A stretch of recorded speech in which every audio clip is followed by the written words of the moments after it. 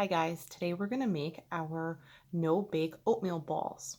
All you need is a little bit of honey, some peanut butter, sun butter, soy butter, some chocolate chips,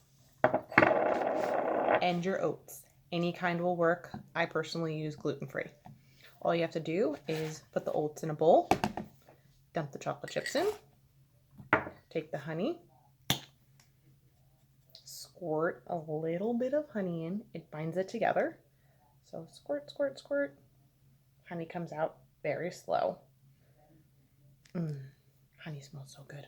And then you take a little bit of peanut butter. Take your wooden spoon. I use a wooden spoon. Works better.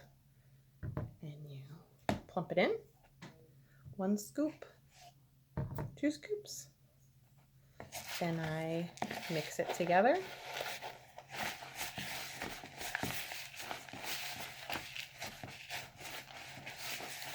And then what I like to do is use my hands. So take a ball, roll it, and there you have your energy balls. I have 1, and you keep on going.